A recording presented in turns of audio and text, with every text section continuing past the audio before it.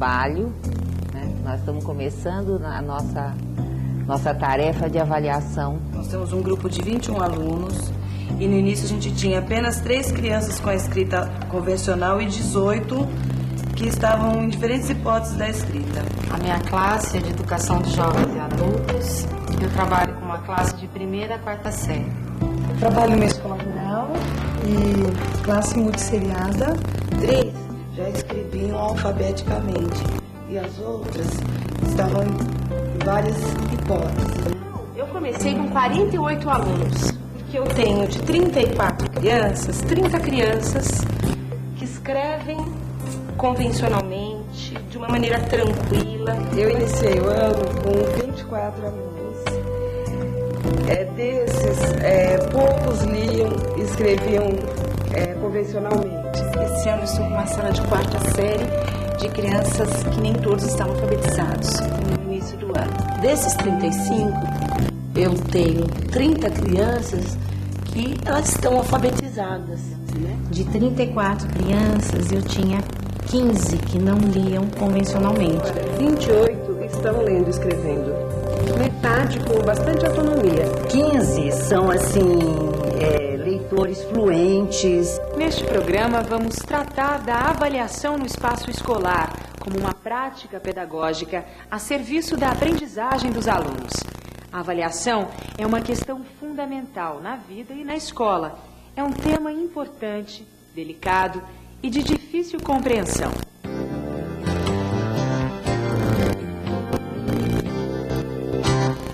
A ideia desse depoimento é a gente conversar um pouco sobre avaliação. A avaliação tradicional, ela está muito apegada a uma ideia de que o professor ensina o melhor que pode, e o aluno é avaliado, ou seja, o professor não compartilha do processo de ser avaliado junto com a criança. Um segundo aspecto é que a avaliação tradicional, ela valoriza aquilo que o aluno sabe e pune o erro. Um outro aspecto da pedagogia tradicional, que eu diria que é insuportável hoje, avalia todos os alunos da mesma forma, com as mesmas expectativas, com as mesmas exigências, usando os mesmos critérios de avaliação. Chama-se de avaliação construtivista, uma avaliação que é formativa, ou seja, que coloca a avaliação a serviço das aprendizagens. Colocar a avaliação a serviço da aprendizagem dos alunos exige compreender que o processo de avaliação é composto por diferentes momentos: avaliação inicial, avaliação de percurso e avaliação final. A avaliação inicial, também conhecida como diagnóstica, numa perspectiva construtivista, é uma das primeiras fases do próprio processo de ensino e consiste em observar, direta ou indiretamente, aquilo que os alunos já sabem, suas hipóteses, ideias e representações sobre o conteúdo que se quer ensinar. O conhecimento de como o aluno aprende e do que está aprendendo ao longo de todo o processo de ensino é que possibilita ajustar as intervenções e correções de rumo necessárias para garantir a aprendizagem. Vamos ver agora algumas cenas de um desses momentos de avaliação cujo objetivo é reorientar a prática docente.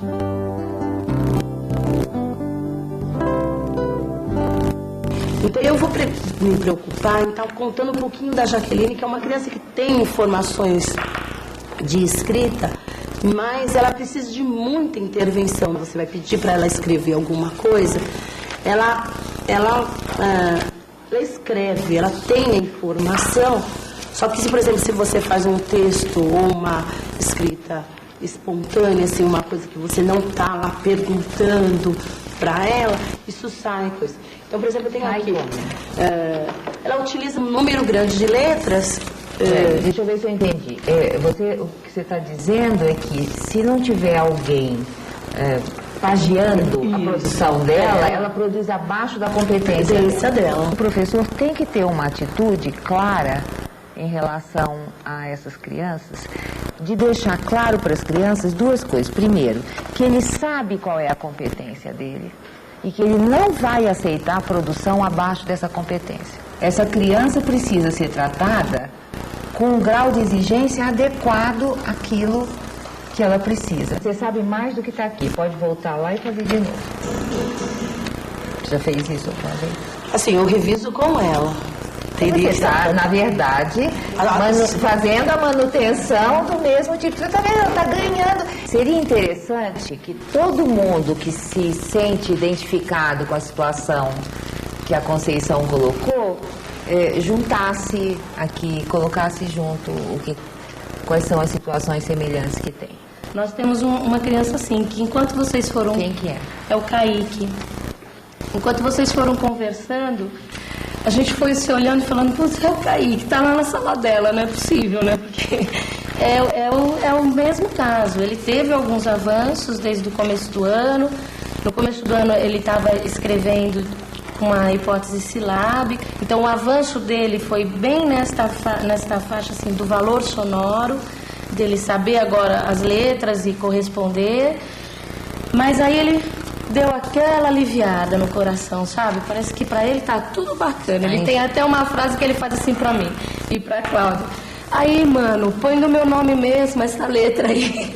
Fala pra qualquer criança. Você não sabe escrever? Usa a letra do teu nome. E aí a gente fica nessa luta. O que eu faço pra essa criança ficar incomodada?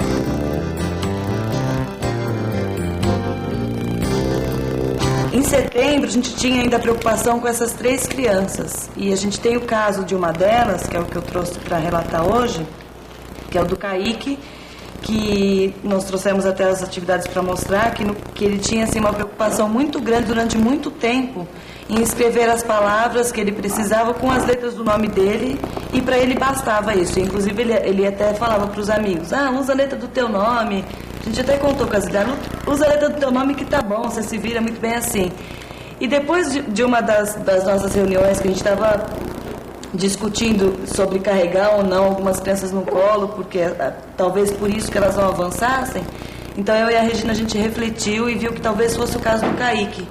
Aí na segunda-feira nós voltamos com tudo, tiramos ele do colo e aí deu uma avançada boa. Foi surpreendente, ele também levou um susto com a gente, porque logo de cara azul já falou, não, vai, faz melhor que você é capaz. Tem a Jaqueline, que foi uma criança que eu já relatei aí, que ela tem todo o histórico assim, de proteção, e que a gente, que ela utilizava qualquer coisa, e que ela precisava de muito monitoramento, que eu acho que assim, deu uma deslanchada. E hoje eu vejo assim, que ela tem muita informação. E eu vejo que a Jaqueline, né, é uma criança que vai, assim, o pouco que falta para ela vai conseguir. A gente tem, assim, dentro da escola a preocupação de uma continuidade e ela vai conseguir. Todas as vezes que você tem uma criança que você vê que tem alguma coisa errada, peça outro olho, peça ajuda a um colega, traga para uma reunião, certo? Ponha mais gente olhando, porque a nossa limitação é a limitação de alguém que só tem uma forma de olhar. Cada pessoa tem um olhar. A avaliação formativa, ela tem essa função reguladora, que permite escolher, definir, buscar os melhores meios para que o trabalho se realize de uma forma concreta, ou seja, para que a criança tenha ganhos e saiba, portanto, aprenda a ler e escrever. O final do ano é o momento em que devemos avaliar e explicitar até onde os alunos chegaram, pois essa informação é que deve orientar o ponto de partida do trabalho do ano seguinte. Essa é a primeira condição quando se busca trabalhar com alunos reais e não com um ideal. Só assim estaremos garantindo o direito de cada aluno a aprender.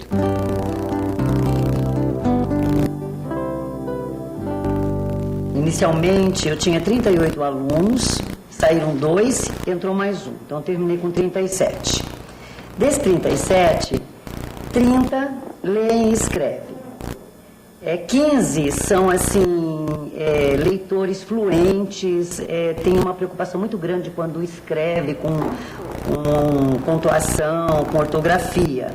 Os outros 15 têm lá ainda seus problemas, né, na hora de segmentar um texto, tem alguns problemas de ortografia, tem uns recém-alfabéticos, mas estão indo assim muito bem.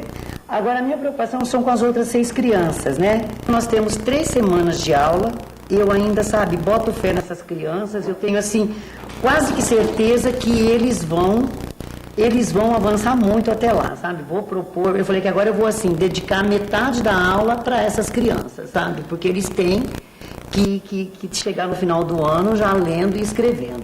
As coisas que destacaram muito na minha sala foram os alunos leitores.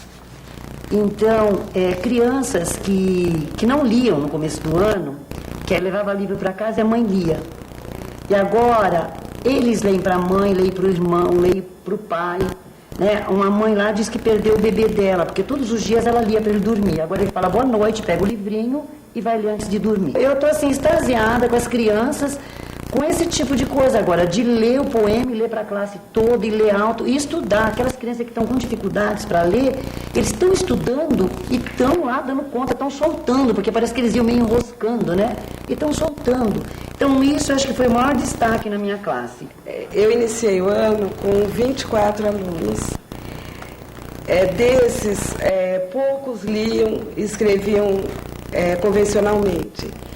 E tinha assim muita dificuldade. A dificuldade maior do grupo era a indisciplina, né, pelo próprio percurso deles, né, as dificuldades surgidas da própria trajetória, né, que era muito complicada.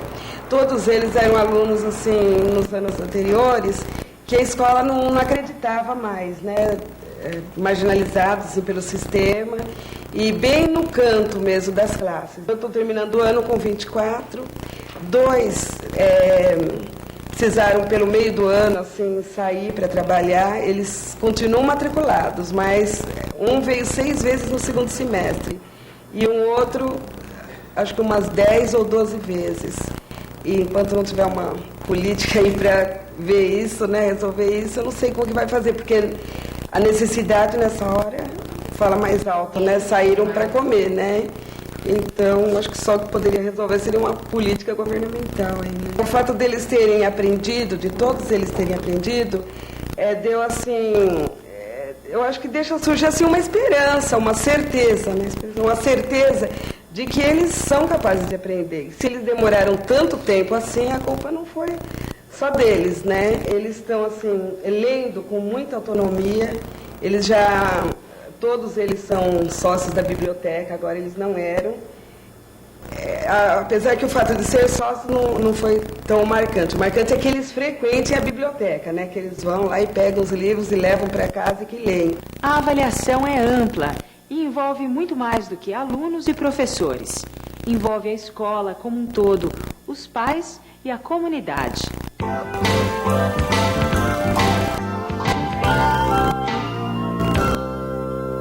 Hoje nós vamos fazer uma reunião de pais. Eu convidei somente vocês porque eu quero a cada dia convidar um pouco de pais para estar conversando sobre a questão dos filhos de vocês. Eu acho que uma reunião assim pequena, a gente pode estar conversando mais, pode estar esclarecendo as dúvidas de vocês e o bate-papo fica mais gostoso, a gente pode estar ouvindo todo mundo aqui numa reunião com todos os pais. Então eu queria saber um pouquinho de vocês, como a gente está chegando no final do ano, um pouquinho assim da avaliação de vocês quanto a essa sala que a gente montou, que a gente conversou no começo do ano. Eu queria assim, que vocês avaliassem, né, tanto os pontos positivos como os pontos negativos, porque eu queria que você falasse assim, um pouquinho sobre o Jefferson, que você sempre foi uma mãe assim, no início do ano muito angustiada pela questão do Jefferson não ler, não escrever, então eu queria que você falasse um pouquinho do progresso dele. Olha, o progresso dele, Valéria, foi uma coisa maravilhosa para mim, tanto para mim como para ele. Porque o Jefferson, de primeiro, era uma coisa assim, ele não sabia ler, ele não sabia escrever. Então era assim, uma coisa muito nervosíssima para mim, porque eu passei muito, sabe, eu estava até perdendo as esperanças com meu filho. Ele começou a progredir mesmo. No começo não, mas depois ele começou a soltar, sabe? E foi uma coisa maravilhosa. Ele, nossa, hoje ele escreve, hoje ele lê, sabe? Ele lê tudo que você imaginar, ele está lendo. O Daniel, ele melhorou muito, né? Porque o Daniel, ele não sabia ler, o Daniel não sabia escrever, ele fazia lição, era chorando. E graças a Deus, esse ano, sempre ele faz a lição sozinho. Ele só espera o pai dele para fazer quando ele não sabe, né? Que tem dificuldade para fazer, aí ele espera. Eu ficava puxando as letrinhas para ele como se ele estivesse no pré. A, B, C, começando tudo de novo e dando os livros para ele. Falava, Alain, isso aqui é o A de quê? A de árvore. Era uma coisa impressionante. Na quarta série eu tenho que fazer isso. E dar o livro para ele, ficar do lado dele, falar que letra que é essa, que palavrinha que é essa. No entanto, hoje ele pega o livro, lê assim, você fica bobo de ver, né? Ele pega os livros, lê esses livros que você está mandando para ele, ele lê inteirinho. As lições, eu não preciso mais ajudar, ele não quer. Eu falo, não, precisa de ajuda? Não, mãe, se eu precisar eu te chamo. Hoje ele vem, mãe, tá certo? Tá. Para entender melhor as razões da organização da sala da quarta série, vamos ouvir a professora Thelma. Este programa não está sugerindo que as escolas devam esperar até a quarta série para ir formar classes com os meninos que ainda não se alfabetizaram, com as crianças que não se alfabetizaram. Muito pelo contrário.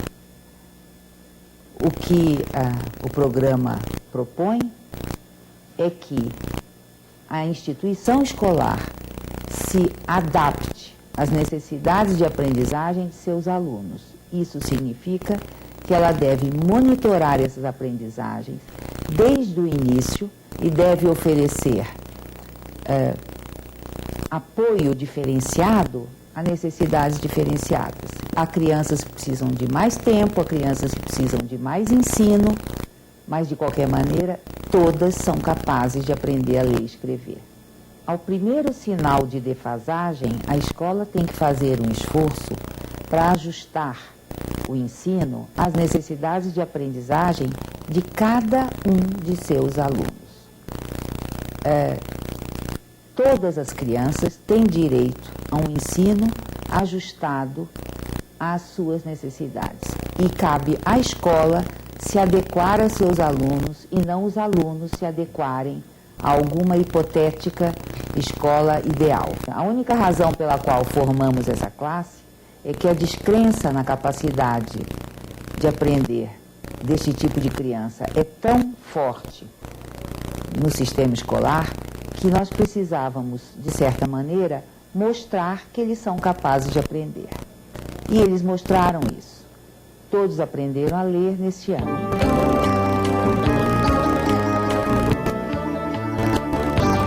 E quero também agradecer vocês por uma coisa que estava no fundo do baú. Por eles serem os alunos de primeira série, é um assunto que quase não se fala sobre o folclore, sobre as lendas. Então eu achei muito bonito, que isso aqui é do tempo dos nossos avós. Então é uma coisa que foi lembrada, né? Porque geralmente alunos de primeira série não é isso que eles fazem. Então eu achei muito bonito o trabalho de vocês. Eu sou o pai da Thaís, né? Em primeiro lugar eu queria agradecer a professora pelo esforço, né, desempenhado, não só a minha filha, mas as outras crianças que aqui também estiveram, né? A meu ver, a minha filha não tinha assim uma desenvoltura grande com relação à leitura, né? Eu achava que seria impossível, né, no término desse ano que ela viesse a ler. E foi uma coisa incrível que foi nos 2 últimos meses, eu acho que um empenho muito grande da professora que facilitou, né, e que ela viesse a ler.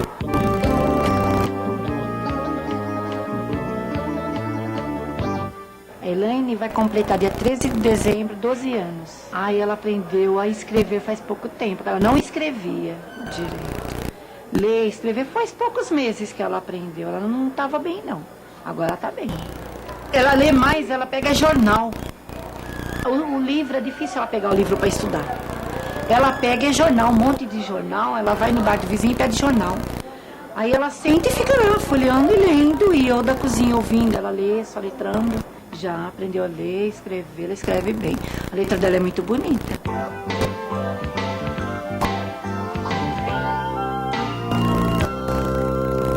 Dona Lúcia, a senhora acha que o fato de saber ler e escrever muda alguma coisa para a pessoa? Muda? Ah, muda bastante. E a senhora acha que é importante? É muito importante, porque quando eu comecei aqui, que eu não tive oportunidade de criança para estudar, que eu trabalhava na roça, eu não sabia nem escrever meu nome. Esses 3 meses que eu estou aqui, eu já sei escrever meu nome corretamente, já sei ler as placas do ônibus que eu vou tomar para mim ir para casa. Nossa, eu estou gostando demais, viu? É muito importante mesmo.